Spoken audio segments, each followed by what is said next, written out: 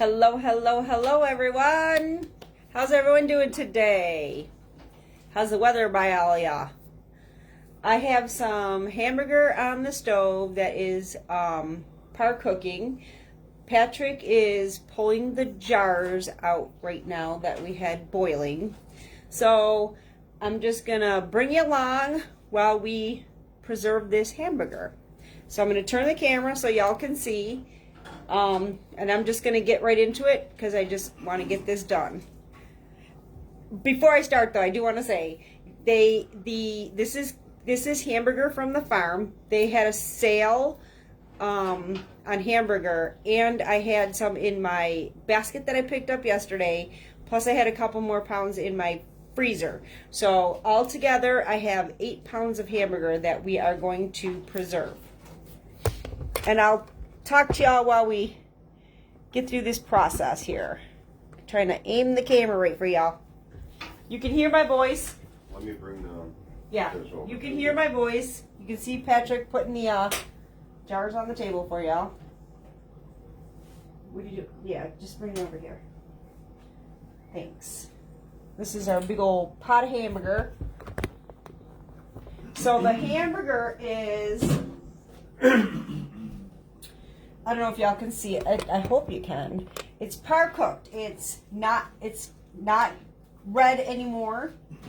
And the hamburger from the farm isn't like store-bought hamburger anyways. But it's not red anymore, but it's not completely cooked. It's still got like some pink to it. It's hard to explain it. And the reason I par cook my hamburger before I put it in the jars, some people just put raw hamburger in the jars, and that's fine, you know. That's down to the line, honey. Just bring it down to the line, yes.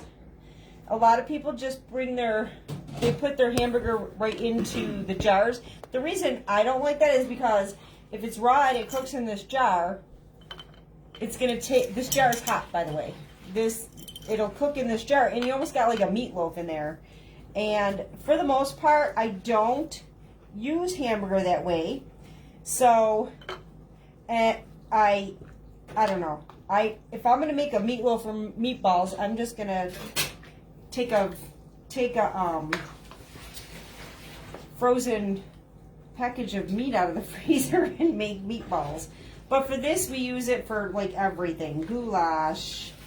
I make. What'd you say, honey? Tacos. Yeah, tacos. Tater tot casserole.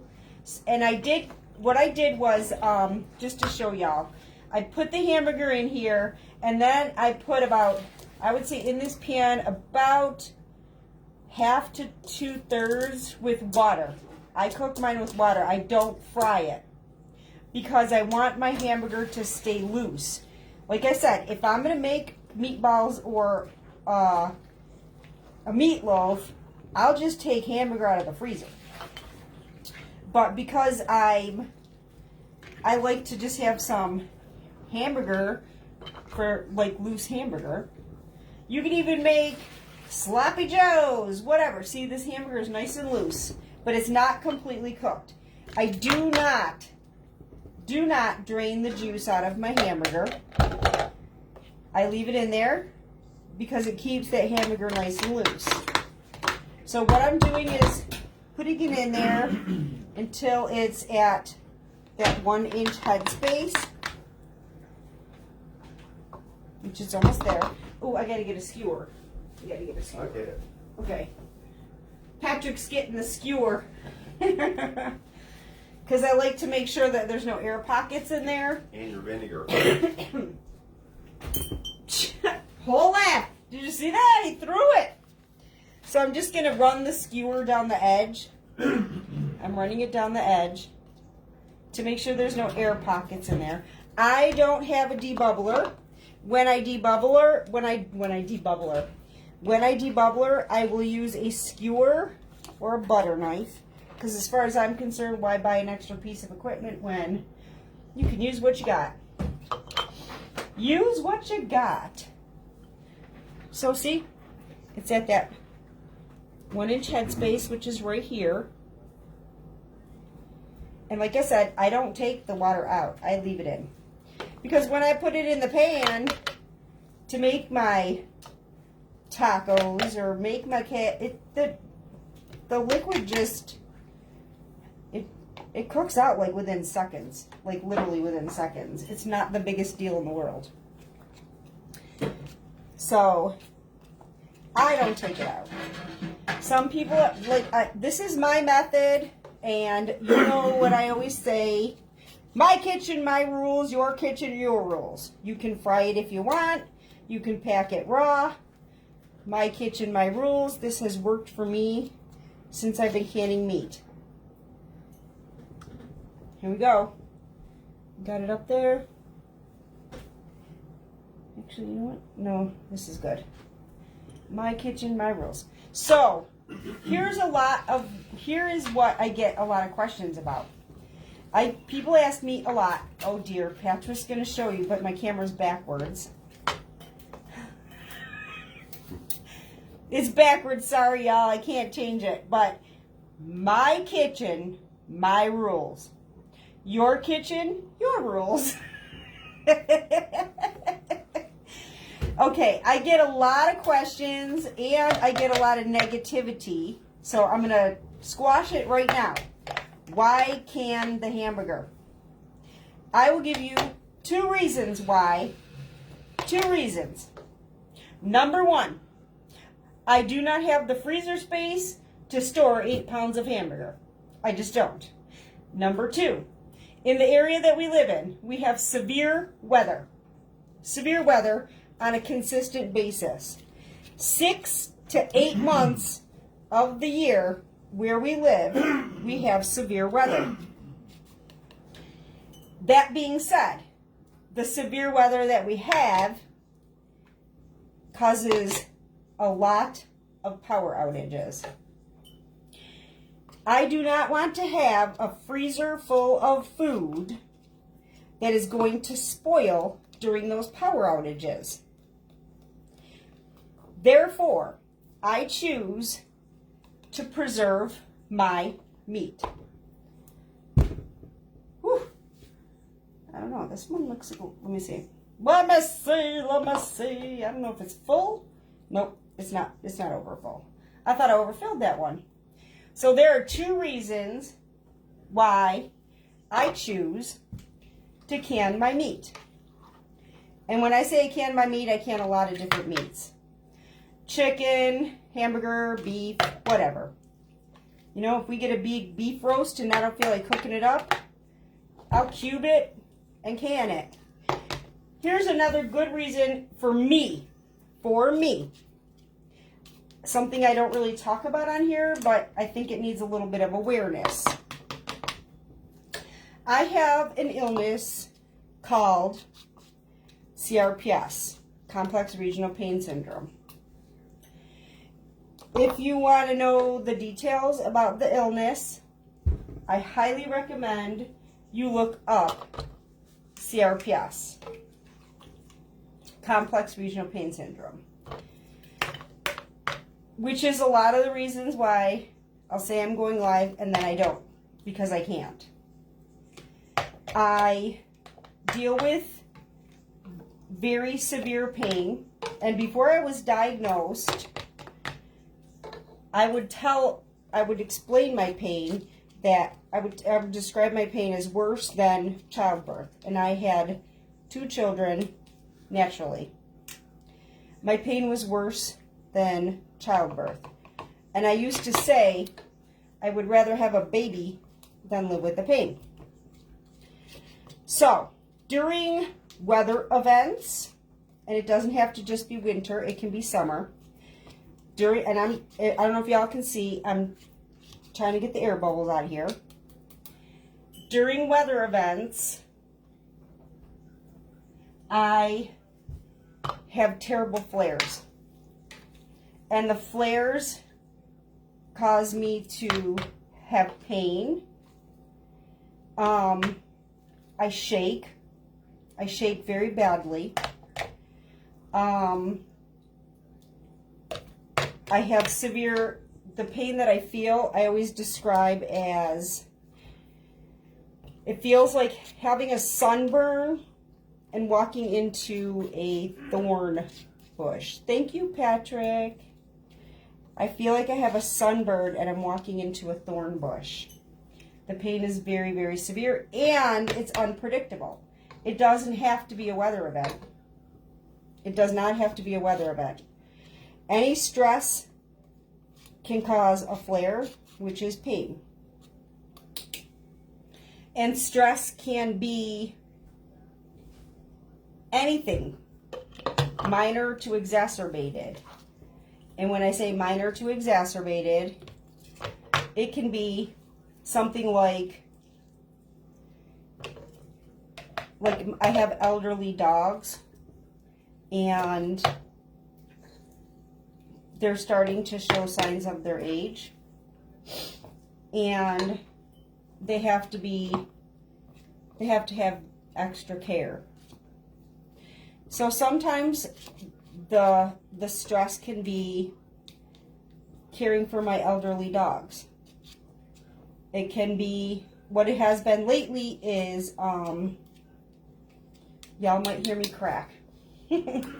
What it has been lately is watching and caring for my elderly dogs because they are going downhill quickly. That's stress. That little bit of stress. It could also be, as crazy as this may sound, it could also be, I have to do laundry today. I have to do laundry today. It takes a toll on my body. Quicker than I think. Some days I'm okay. Some days I can do it and I'm okay. And then there's other days where it takes a toll. It can also be something as simple as, because I have 2 cats, it can be something as simple as cleaning their litter boxes. And which I do every single day. And to be honest with you, I actually try to clean their boxes anytime I see that there's something in it. So, so this illness causes a lot of pain. So, what does that have to do with canning? I'll get off my soapbox. Having my meats, my vegetables, my fruits, my potatoes, having all of this canned on those days where it is so hard for me to do anything because of my pain level, praise God, I can reach into my cupboard and my food is there. It's done, it's cooked, it's ready. I literally just throw it together. Like literally just throw my food together. And I have a good meal. And that's another thing that is extremely important because of my illness. And because if you guys read your food ingredients lately, it's crazy. It's crazy. It's actually it's bothering me immensely. So many of our food labels say that they are bioengineered. And I don't want to eat bioengineered food. Number one, it ain't good for anybody. But it's really not good for somebody like me. I have to try to stay as healthy as possible. Therefore, to me, it is so easy to just take this food that I've gotten from the farm, the vegetables this summer I got from a dear friend. To me, it's easy, it's healthy. I will not, my husband and I do not eat out, ever.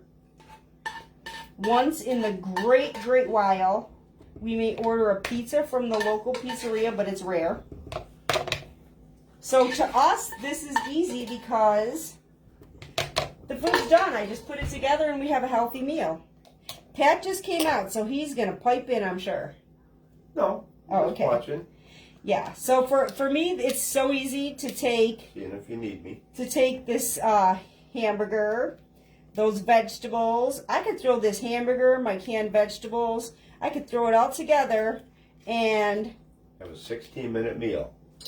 15-minute meal, and it's healthy. Here's what I do. Oh, shoot. I just got hamburger in this vinegar. That vinegar is gonna have to go in the pot. I gotta get another thing of vinegar because that's not gonna clean my jars. I got vinegar right here. Huh?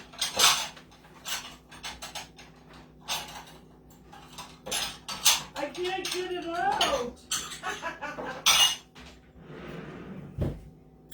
Okay, thanks. I just need another one because this one's, I dripped hamburger in it. It was in the wrong spot. So there you go, guys. For me, canning my hamburger, which it looks like I need to take out of one that looks a little high. This one looks a little high. Looks like it's too full. And put it into one that's a little lower. That'll work. Yeah, this one too. This one looks a little bit too high. Yeah. And this one looks lower. So, I'm telling you, every time I make this, every time I do hamburger, I can kind of judge it. Like how many jars I'm going to get out of it. It's pretty cool. There we go. That looks good. How many jars you got? I gotta get your rings. I think 10. 2, 4, 6, 8, 9, 10. Yep, 10. So there you have it, guys. That's the reason I like to can my food. Because on those days that I don't feel good, my meals are done. Let's see what it's done to say.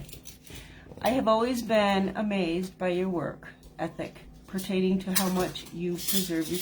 Oh, Donna! Thank you! You are so sweet. You are so sweet. You, my girl, are an inspiration. I mean, I'm not going to go into, like, private stuff, but I see you. I see how you always laugh and you always smile. No matter what, you always laugh and you always smile. And you have a love for rabbits. I used to raise rabbits. It's not that long ago that I lost my last one. She has an immense love for rabbits, Patrick. Yeah. Yes. She had a rabbit that she lost, but now she enjoys the wild ones outside like we do. No, I'm just wiping these rims. I love you. I'm wiping these ribs with some vinegar. Necessary, especially when you're canning meats, because there's so much grease here. Just keeping them nice and clean. And I did wipe my finger on all these rims to make sure there was no chips or cracks. So, I'm just wiping these rims with vinegar. I'm just going to keep a clean paper towel here and keep going because I don't want any grease. We don't want no grease. We do not want any grease. Yeah, Donna, I've been kind of... Hi, Cindy. How are you? Welcome. I've been kind of on the sad side the last few days. Watching my older dogs, but... Gotta keep going, right? Just love them as long as I can. Give them the best life as I can. Give them the best life possible until then. But it is what it is. What can I say? Yeah. Like I said, wiping these rims with white vinegar. Get any residue and fat. And I'll tell y'all, this doing good. He got back from church. Oh, you got back from... Good. Did you just... What, is there a time difference between you and I? You just got back from church. Because, I mean, like, it's like 3 o'clock here. Or did church just go that long for you? I might need a couple more paper towels, honey, because this is kind of greasy. It's kind of greasy. And I don't want no residue here. I hope y'all can see me. Thank you. I'm just wiping my rims. Hamburger does have a lot of grease. And here's another thing. Some people actually like cool their hamburger. They'll like par cook it and cool it. Because you will get a fat, what's called a fat cap on it. 203 here.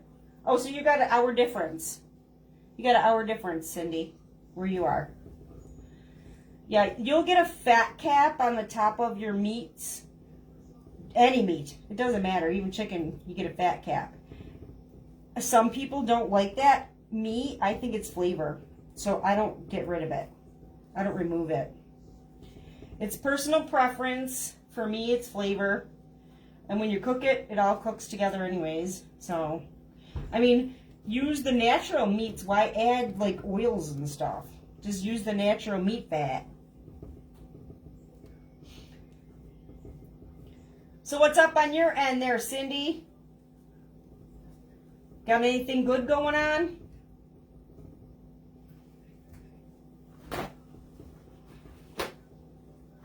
Ooh, this stuff is greasy. I'm gonna go over it twice. Like just a quick once Call me over when you again. want. Need lids. Very soon. Very soon, dear. Very I soon. gotta take care of my cat. He wants a snack. Oh, he's got to take care of his cat. He wants a snack. Our kitten, the rescue kitten that we have, you guys see pictures of him on our, I post pictures of him. He's our orange cat. He's a teeny little thing. Still working on my granddaughter's butterfly. Hey, girl, your hand sewing that. That's going to take a long time. God bless ya. That's all I can say is God bless ya. You are hand sewing that. You're not even machine sewing that. That's going to take time. But what a gift and treasured memory that little girl's going to have. That's beautiful. That is beautiful. That's amazing. That is, I could not do that. I just don't think I could do it. I really don't. That's a lot of work. A lot of work. All right, I went over all of it, you guys, but this is so greasy that I'm going to give it a second hit just to make sure I don't have any residue left on these jars, because the one thing I don't like is failure.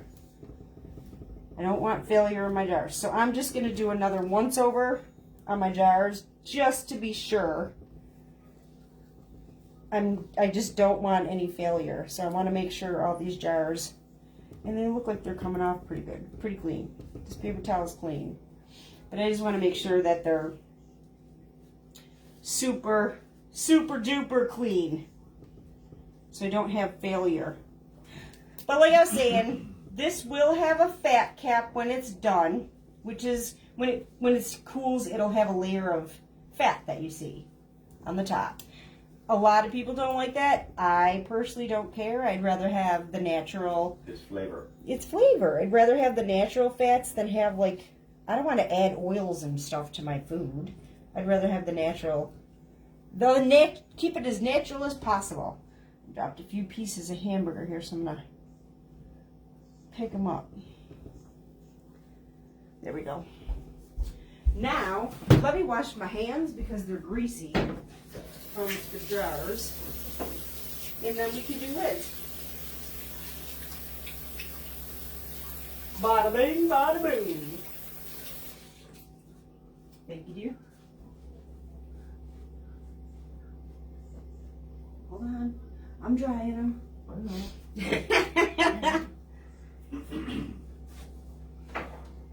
Just put this in here. Now you're ready for lids. I'm ready for lids. I'm ready. Almost done with the top. Whenever I get the top, hold on. Whenever I get the top, I've made, I'll take a picture. Oh gosh, yes, please do. I would love to see that, Cindy. I would love to see that. I would love to see that. You should post it on your Facebook page. But yes, if you don't want to post it, share it with me privately. I would absolutely love to see that. That is just amazing to me that you are doing that whole thing by hand. Quilting? That's yeah, she's making a butterfly quilt totally by hand, no machine. For her granddaughter. That's 1800 stuff. That's amazing. That is talent. That's what the Amish do. And we get I get a lot of my dry foods and stuff. Actually, I get my potatoes and I get a lot of my food from the Amish. But that's how they sew. They sew that way. Okay, I'm good. I'm good. That's it? No, I'm good. Wow. You had extra. Yeah, I boiled 12 jars. Okay. I got 2 here. So, all right, y'all, you ready? I wanted to sew whenever when I went to school and took sewing classes. I used to sew whenever I went to school and took sewing. I took sewing in school too, Cindy. Can I put this in there now? Let me put the jars in and then we put it in. Okay. Remember, guys, finger tight. I'm not cranking. It's finger tight. Finger tight. Shut it over here and I'll put them in. And now remember, this is hot jars, hot meat, hot water. Finger tight, guys. Finger tight. Hot jars, hot meat, hot water. Finger tight. If you had cold meat, you'd use cold water and cold jars. But this is hot meat, hot water, hot jars. Don't forget. Hot, hot, hot. Cold, cold, cold. That's how we do it around here. And you do it so that your jars don't explode. Because your jars can explode. Like if you use a cold jar in hot water, or you use a hot jar in cold water, that will cause it to explode. We are pressure canning this. You always pressure can meat. So he's putting it in the pressure canner. We will get the vinegar in. We'll get the vinegar in. Put the lid on. We don't put the jiggler on yet. Close it up. And remember, I told you before, but I'll repeat it for those who haven't seen this before. Read the instructions on your pressure canner. It will tell you how much water you need in your pressure canner. For me, I read the instructions, so instead of continuously measuring, I measured and made a mark. I used a Sharpie marker to mark mine, and the Sharpie marker doesn't wash out. So if my husband's helping me, like in this case, I can just say, take it out to the mark. So what we're going to do is, we got them in there, we got them in the canner. I hope y'all can see this. I'm going to try to show y'all. No. When do you want this on? I don't want it on. Well, I just shut it off because it was on. Oh, because the meat was on it. No. My bad. So here's our vinegar. I'm pouring it in the water. That keeps any hard water marks on there from there. I'm going to put my lid on. Oh, before I do this, I got to show y'all this because I want this to be important. I want you to know this. Always check your vent, your little, I don't know what you call it, the nipple. And when I wash my canner, see it unscrews here, I always take this apart and wash it. The other thing you got to do is, your little hole in the middle here, make a point to look through this hole so that you can see through it. If you can't see through it, you have to clean it. What's Mama doing? I always do that. I wanted to make that point. Ooh, that cat's scared. So I'm going to put my lid on. I'm going to turn my fire on. What do you want? When that starts boiling,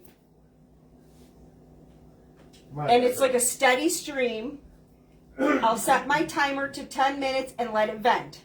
When the 10 minutes is done, when it's vented for 10 minutes, I will put my jiggler on.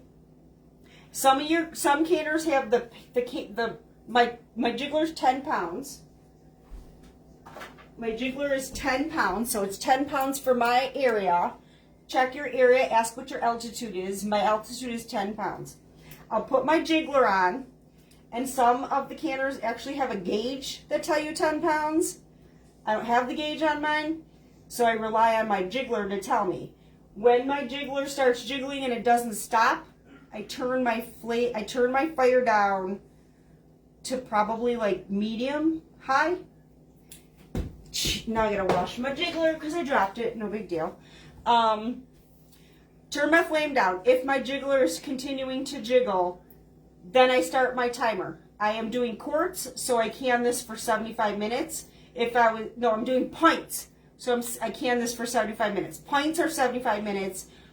Quarts are 90 minutes, but I'm doing pints, so it's 75 minutes. So once my jiggler is really jiggling and doesn't stop, that's when I know to set my timer for 75 minutes. So we got it all done, man. We got it all in the canner. 8 pounds of hamburger in the canner. That will stay preserved for 3 to 5 years.